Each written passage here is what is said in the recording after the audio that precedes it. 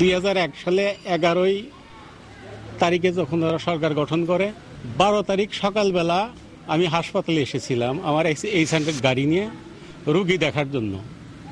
হাসপাতাল থেকে রুগী দেখে বের হয়ে যাওয়ার পথেই অতর্কিত 200-250 মানুষ আমাকে আক্রমণ করে। 4 দলীয় ঐক্যজোট যখন সরকার ক্ষমতায় যায় 2001 সালের 5 মাসের 18 তারিখের রাত্রিতে আমাকে ধরে নিয়ে যায় অস্ত্র দিয়ে ধরে নিয়ে যায়।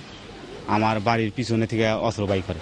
ঘরের পিছনে বারজার আছে, বারজারের পিছনে টিবল আছে, টিবলের পিছনে হলো ছাই গাড়ি, তারই ভিতরে রাখছিল। তখন আমার এই সাইডটা অবশ হয়ে গেছে, সামনের এই দাঁতটা নষ্ট হয়ে গেছে, এই সাইডের একটা দাঁত ভেঙে গেছে এবং যত লাঠির বাড়ি আমার এই বাম হাত দিয়ে ঠেকাইছি। আজকেও আমার এই হাতখানা অকেজো আর কি, আমি ঠিক মতো কাজ করতে পারি না। এমন এক পর্যায়ে আমি সংজ্ঞা হারা ফেলি। কখন কে বা কারা আমাকে হাসপাতালের ভিতর নিয়ে গেছে জানি না। ওইখানে কিছু সুচিকিৎসার পর আমার যখন জ্ঞান ফিরে আসে তখন আমি দেখি হাসপাতালের বেডে। পুলিশে ধরে নিয়ে গেছে, মনে করেন যে বিএনপি সরকারের লোকজন চেলাফেলা এরা ধরাইয়া দিছে।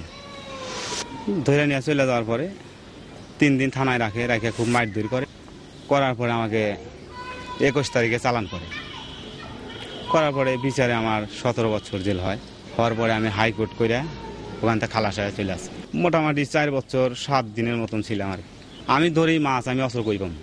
অস্ত্রটা বিএনপির লোকজন রাখছে। বাড়িতে রাখার পরে শুরু হইলো বাড়ির উপর অত্যাচার। এই মারবো, ধরবো, এ করবো, তা করবো, শালা মরে নাই, ধরে নিয়ে এসো, এই সমস্তভাবে যখন হইলো তখন আত্মরক্ষার জন্য আমার বোন বাগনি ঢাকা থাকে, ওরা এসে আমাকে চুরি করে ঢাকায় নিয়ে গেল। সুতার ব্যবসা করতাম, ওই ঘরে সুতার ভিতরে উপরে চাঙ্কে মনে করেন যে ওখানে একটা অস্ত্র দেয়, অস্ত্র দিয়ে আমাকে ডাইকে বাই করে। বেলকুচি থানায় এক দারোগা ছিল, মমিন দারোগা, ও তখন র্যাপে বদলি হয়, র্যাপের ভিতরে পোস্ট পরে ওর। তখনও একদিন রাত্রে যায়, যা সাটার মনে করেন যে বাইরে যায় ওঠ। এরপরে আমার বিরুদ্ধে 307 অর্থাৎ 326-এর একটা মামলা দায়ের করা হলো। যে মাইরা আহত আমাকে করছে ওই হাসপাতাল থেকে জোরপূর্বক সার্টিফিকেট উঠাইছে আমার নামে না, উঠাইছে ডাক্তার আব্দুল বারী নই নামে এক লোকের নামে। তারই নামে উঠায় তার ওয়াইফকে দিয়া আমাকে সহ 18 জনকে আসামি করে কেস দেওয়া হয়। তারপরে মনে করেন আমি খুলে দিলাম, খুলে দেওয়ার পরে আমাকে মনে করেন আমাকে বাইরে করে ঘরে ফাঁকে নিয়ে এলো। ফাঁকে নেওয়ার পরে মনে করে আধা ঘন্টার মতো আমার ঘরে মনে করেন খুঁজা মুজা কয় যে এই অস্ত্র একটু পাশি তর করে তার বড় গোনা গন্থি শেষ। এরকম মনে করেন যে আমাকে কয় আর নির্যাতন করে, মার শুরু করে দেয়। কেউ লাথি দেয়, কেউ মনে করেন যে চিবি দেয়, হাত দেয়, কেউ ঘুষি দেয়। ওরা মনে করেন 25-26 জন ছিল, মানে 2টা পিকআপ সহ ছিল ওরা। যথারীতি সারেন্ডার দিলাম, দেওয়ার পর আমাকে কোনো কারণ নেই যে 326-এর কেস আমাকে হাজতে ঢুকাই দিল। আমাকে 1.5 মাস হাজত বাস করলাম। তারপর বের আসার পরপরই আবার সন্ত্রাসী কেস একটা দিল। তখন আমাকে এভাবে থানা নিয়ে যায়, টর্চিং করে। এভাবে মনে করেন মোটামুটি আমাকে সারা রাতি টর্চ করে, আরো জিজ্ঞাসাবাদ করে। 15 শতক একটা জায়গা ছিল বাড়ির, সেই জায়গায় বাড়ি বিক্রি করে 7 লক্ষ টাকা বাড়ি বিক্রি করে এই কেসটা চাবি গেলে করলাম। আমার একটা এসেন্টেড গাড়ি ছিল, এখানে বাইরা ভাঙিয়ে দিল।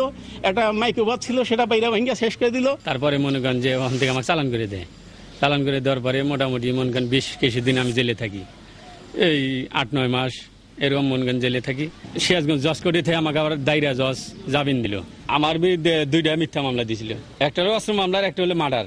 খুবই কষ্ট করছি আমি, আমার পরিবারও খুব কষ্ট করছে। আমার পরিবার মনে করেন যে মানুষের দুয়ারে দুয়ারে চায় চিন্তাও খাইতো। পুলিশ আনলো, বিএনপির লোকজন এলো, এলাকার উচ্ছৃঙ্খলা বিএনপি আছে, 4 দলীয় জোট সরকার আছে, ওরা আমাকে হরানটা করছে। শুধু আমরা রাজনীতি করি, আমি লীগ, এইটাই ওদের পছন্দ না। প্রতিশোধ নিই না এই কারণে যে না, ওরা যেহেতু অন্যায়ভাবে আমাকে হরণ করেছে, ওদের আর করতে চাই না।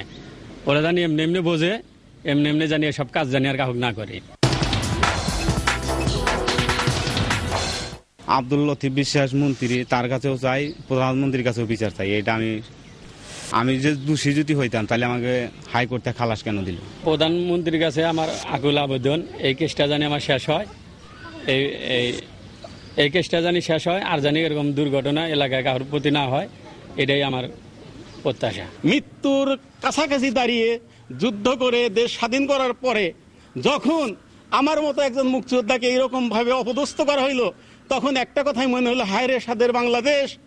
নিজের রক্ত দিয়ে, নিজের ইজ্জত দিয়ে, নিজের সম্ভ্রম দিয়ে, নিজের ট্যাগ দিয়ে যে দেশ বানাইলাম, সেই দেশের নাগরিকেরা অপনাগরিক অপশক্তি আজকে মাথাচাড়া দিয়ে আমাদের হত্যা করতেছে। এই দেশে আর আমাদের থাকার হয়তো বা সৌভাগ্য হবে না। ওই বিগত 5 বছর স্বাধীন রাষ্ট্রে যে দেশ স্বাধীন করেছিলাম সেই রাষ্ট্রে পরাধীন নাগরিক হিসাবে গোটা 5 বছর আমাদের পলায় ফিরতে হয়েছে।